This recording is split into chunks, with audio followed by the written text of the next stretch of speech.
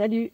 Tu as décidé de faire un travail profond sur toi, tes blessures et tes traumas, et tu ne sais pas lequel choisir. Je sais que tu es assommé par des dizaines de propositions d'accompagnement avec des promesses toutes plus miraculeuses les unes que les autres, et que c'est super difficile de choisir. Alors voilà ce que je te propose. Tu m'accordes quelques minutes de ton précieux temps et je vais t'expliquer comment discerner une offre hautement transformationnelle pour toi d'une offre peu transformationnelle. Parce qu'on peut vite dépenser beaucoup d'argent pour peu de résultats comparativement à l'investissement. Quand on décide de passer à l'action, c'est parce que quelque chose nous fait souffrir, que ça nous pompe beaucoup d'énergie. Et donc, une fois qu'on est prêt et on peut être un peu pressé.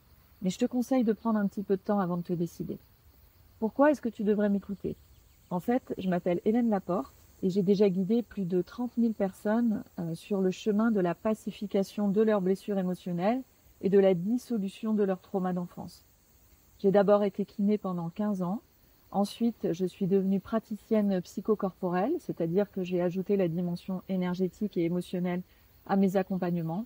Puis j'ai transmis les enseignements d'un maître spirituel russe pendant 5 ans, avant de partager mon propre enseignement issu de mon propre parcours personnel de pacification de blessures.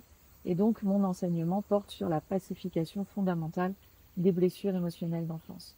Et puis, ce parcours, il m'a littéralement transformée. Je suis juste plus du tout la même qu'avant. Je suis en paix, je suis joyeuse, je suis dans ma mission de vie et je suis surtout beaucoup plus vivante. Et donc, c'est ça que je propose à maintenant. Bon, on va passer aux explications, mais juste avant, pour éviter de te faire perdre du temps, on va vérifier que tu es bien au bon endroit et que cette vidéo est faite pour toi. Cette vidéo, elle est faite pour toi s'il y a un événement déclencheur dans ta vie qui a un jour provoqué une prise de conscience et créé un basculement. C'est-à-dire qu'il y a eu un avant et un après. Ça peut être une rupture, un deuil, une pathologie, un licenciement, quelque chose qui t'a fait te dire en fait la vie c'est beaucoup plus grand que ce que j'imaginais et peut-être qu'il y a des blessures de mon enfance qu'il faudrait que je libère parce qu'il y a quelque chose qui va pas, il y a quelque chose qui m'empêche d'avancer, qui m'empêche d'être moi-même et qui me bloque. Cette vidéo, elle est pour toi autant si tu débutes le développement personnel que si ça fait 30 ans que tu y es, tu vas comprendre pourquoi un peu plus tard. Elle est pour toi si tu lis des bouquins de développement personnel, que par exemple tu t'intéresses à la compréhension des choses, par exemple que tu as lu Les 5 blessures de Lise Bourbeau et que ça t'intéresse. Elle est pour toi si tu as regardé des masterclass, si tu as suivi des stages, des conférences, mais elle est aussi pour toi si tu viens de découvrir donc le développement personnel. Et puis cette vidéo, elle est pour toi si tu as compris que ça ne suffirait pas simplement de comprendre pourquoi tu as été blessé, c'est papa, c'est maman, c'est ton enfance, c'est tes traumas, etc. Mais que tu as compris qu'il allait falloir te reconnecter à ton enfant intérieur et à ses émotions pour pouvoir le libérer définitivement de ses émotions et de ses traumas qui l'empêchent d'avancer. Et cette vidéo, elle n'est pas pour toi si tu n'es pas prêt à faire ce grand ménage de printemps intérieur qui est engageant, mais qui est le seul moyen, selon moi, de se transformer vraiment profondément et durablement. Alors, tu es au bon endroit? Je vais te proposer maintenant un outil qui va te permettre de discerner ce qui est vraiment transformationnel pour toi dans les accompagnements de ce qui ne l'est pas. Regarde. Donc, voici la grille de Hawkins. C'est une grille de lecture qui a été créée par David Hawkins, qui est à la fois un physicien et un être éveillé. Et cette grille, elle représente les différentes étapes de l'évolution de la conscience humaine. Je vais te faire une synthèse en quelques mots, et ce que je vais te dire, c'est l'interprétation que moi j'en fais, d'accord? Donc, pour faire simple, tous les niveaux en rouge, puis en orange, jusqu'à ce qu'on arrive en jaune, sont des niveaux de basse fréquence de conscience, où tu subis la vie, où tu ressens de la honte, de la culpabilité, de la peur, de la colère, de l'anxiété et de la tristesse la plupart du temps. De l'autre côté de l'échelle, tout ce qui est en rose représente les niveaux élevés de conscience qui sont accessibles seulement à ceux et celles qui ont effectué un gros travail sur eux-mêmes, ce qui leur permet d'être en connexion directe avec leur âme et de sortir du travail qu'on pourrait dire personnel pour se mettre au service du collectif. Entre ces deux extrêmes, il y a toute la partie qui nous intéresse, c'est-à-dire celle qui permet de passer de cet état de conscience où on subit la vie, donc toute la partie rouge, à celle où la vie est fluide, joyeuse, nourrissante et pleine de sens, c'est-à-dire à partir de la partie bleue et puis le rose. Donc cette phase qui nous intéresse, c'est ce que j'appelle la phase de pacification et elle va du jaune jusqu'au bleu. Et elle va se composer de plusieurs étapes et on pourrait appeler globalement cette phase aussi la phase de renaissance puisqu'on va se dépouiller de tous nos programmes limitants, de tous nos traumas, nos blessures et nos émotions associées pour découvrir le vrai nous, celui qui était simplement caché dessous. C'est dans cette phase un peu mystérieuse qu'on travaille sur soi. Je dis mystérieuse parce que c'est un peu comme le triangle des Bermudes. On sait quand on y rentre, mais on ne sait pas vraiment quand on en sort et ce qui se passe à l'intérieur. Alors tu as peut-être entendu parler de pacification des blessures, de libération émotionnelle, de nettoyage, de transformation des croyances limitantes, mais c'est pas forcément hyper encore limpide pour toi et tu sais pas exactement ce que représentent ces termes. Avec cet outil de lecture, cette grille et mon analyse, tu vas voir que dans quelques minutes, tu vas comprendre vraiment ce que veut dire travailler sur soi, au sens propre et au sens profond du terme.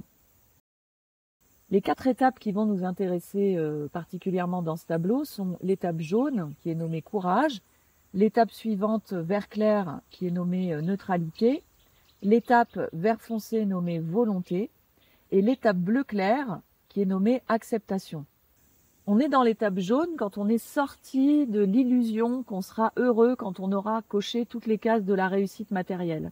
Tu sais, c'est ce moment de ta vie, et peut-être que tu y es encore, quand on commence à se poser des questions et qu'on comprend que notre présent, il est conditionné par nos choix passés et ce qu'on a vécu dans notre enfance. Quand on commence à s'intéresser au développement personnel, à lire des livres sur ce sujet, à écouter des conférences. Et c'est aussi dans cette étape qu'on va consulter des psys et des coachs pour nous aider à clarifier tout ça. Bref, on va chercher des explications à notre mal et on finit par les trouver dans la relation à nos parents, dans notre enfance et aussi parfois dans le transgénérationnel et les vies antérieures. Alors on va se sentir un peu soulagé, on a des prises de conscience importantes par rapport à notre fonctionnement et on va noter des premiers changements dans notre vie, mais au fur et à mesure qu'on croit résoudre les problèmes, ils vont revenir après peu de temps sous une autre forme à peine différente. Et au bout d'un moment, et ce moment peut durer des dizaines d'années, on se rend compte qu'on tourne en rond. D'ailleurs, David Hawkins, qui a créé cette grille, dit que la majorité des êtres humains maintenant sont dans cette phase jaune, c'est-à-dire qu'ils commencent à se poser des questions et à se dire que c'est pas l'argent et la réussite matérielle qui fait le bonheur, mais souvent ils tournent en rond dans cette étape toute leur vie. Ils n'iront jamais plus haut. Alors, que se passe-t-il ensuite et comment passe-t-on au niveau supérieur qui est l'étape vert clair, qui est l'étape de la neutralité. Et que se passe-t-il du vert clair au bleu clair inclus? En fait, à force de tourner en rond et de constater que nos problématiques persistent, il y a une prise de conscience qui va apparaître. C'est-à-dire qu'il ne suffit pas de comprendre les causes passées de nos problèmes présents pour obtenir une vraie transformation de notre réalité dans le sens souhaité. C'est-à-dire qu'il ne suffit pas de se dire « Ah ben tiens, c'est parce que ma relation avec papa, ma relation avec maman, et puis j'ai été blessée, et puis j'ai eu des traumas. » Il ne suffit pas de comprendre ça pour que ça transforme la réalité. Alors, comment obtenir une vraie transformation? C'est la réponse que j'ai cherchée pendant 25 ans et je vais vous la donner aujourd'hui. Regarde ce schéma à l'écran.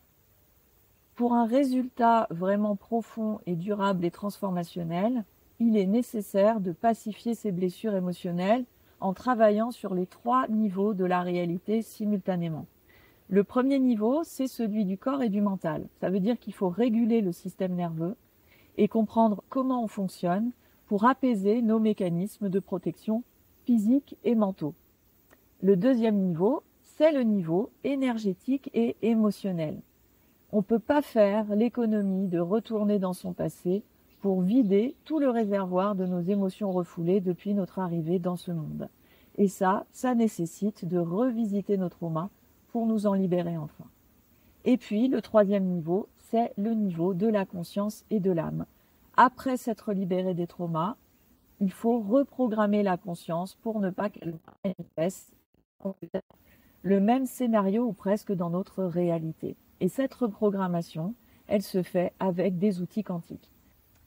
Donc, si on résume, pacifier ses blessures émotionnelles et travailler profondément sur soi, ça inclut de réguler son système nerveux et de comprendre comment on fonctionne, de libérer toutes les émotions refoulées depuis notre enfance et qui se trouvent dans notre réservoir émotionnel, et puis de reprogrammer notre conscience avec des croyances bénéfiques pour nous. C'est ce processus que j'ai appelé pacification fondamentale des blessures. Tu peux visualiser que tu es fait de plusieurs parts. D'un côté, il y a ta personnalité égotique et de l'autre côté, il y a ton âme. Entre les deux, il y a comme de gros cailloux qui correspondent à tes blessures et à tes traumas. Et à cause de ces gros cailloux, ton âme et ton ego ne peuvent pas communiquer correctement. C'est-à-dire que quand tu es encore très blessé, tu ne peux pas entendre correctement les messages de ton âme, ton intuition et ton guide. Donc, pacifier ces blessures, ça veut dire enlever des cailloux les uns après les autres. Et plus on enlève de cailloux, plus donc on va entendre son âme et les messages qu'elle a à nous communiquer. Au début, c'est ton ego qui mène ta vie et donc il va se baser sur tes expériences passées et sur tes blessures pour faire des choix. Et au fur et à mesure que tu vas enlever ces cailloux, eh bien, c'est ton âme que tu vas écouter de plus en plus. Et c'est au final elle qui va devenir le pilote de ta vie.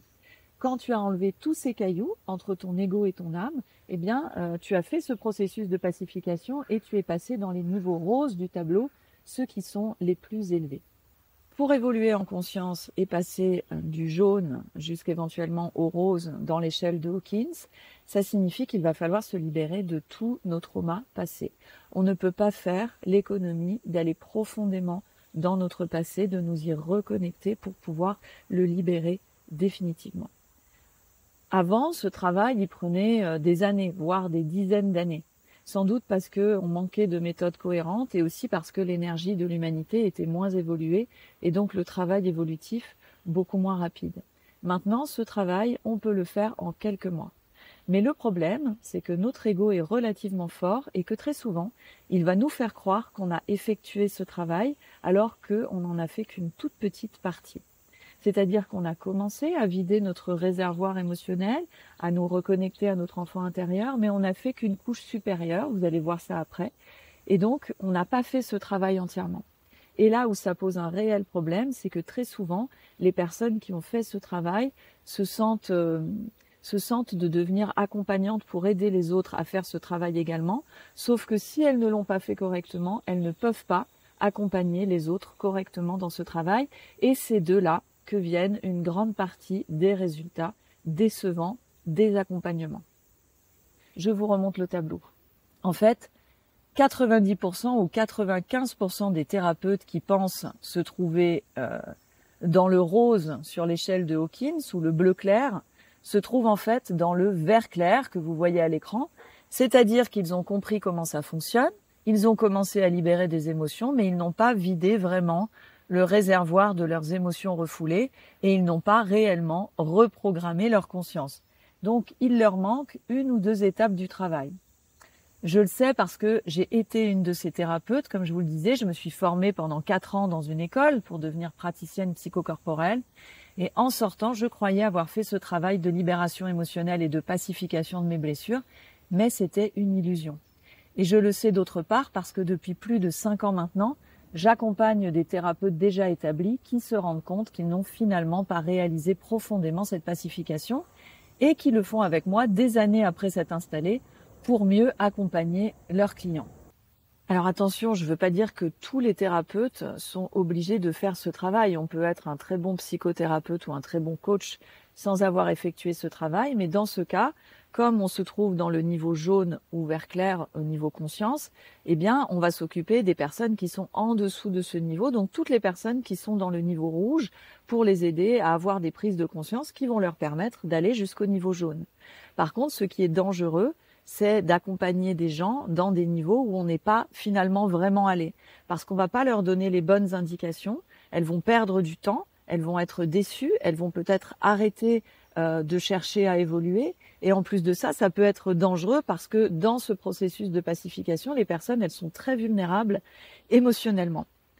Donc voilà, ça c'était pour vous dire pourquoi. Ça c'est le premier élément qui peut faire qu'on est vraiment déçu par un accompagnement. C'est tout simplement que la personne pense qu'elle est à un certain niveau de conscience et en fait elle n'y est pas, donc elle ne peut pas vous accompagner dans ces niveaux de conscience-là. Et puis, la dernière chose qui peut faire qu'on est déçu par un programme d'accompagnement et qu'on n'a pas les résultats obtenus, eh bien, c'est notre non-engagement. Le non-engagement du participant au programme et pas de celui qui propose le programme. Donc, commencer un processus de pacification des blessures, ça fait peur. Et c'est normal que ça fasse peur parce que c'est un peu comme sauter du plongeoir en haut de la piscine. On est face à du vide, on est face à de l'inconnu et notre ego sait qu'il va devoir retourner voir des émotions et il n'aime pas ça. Donc oui, ça fait peur. Ça fait peur parce qu'on sait qu'on va devoir retourner dans son enfance, se coltiner des souvenirs parfois douloureux. Et d'ailleurs, j'en profite pour te dire que si tu n'as pas du tout de souvenirs de ton enfance, ça marche quand même très bien. On a peur aussi de découvrir des choses dont on ne se souvient pas forcément. Et ça, c'est normal. Et puis, notre ego, eh bien, les émotions nous ont fait tellement souffrir enfant qu'il fait tout pour ne pas y retourner. Donc, il va tout faire pour éviter qu'on rentre dans ce processus de pacification de blessures qui va réellement nous transformer.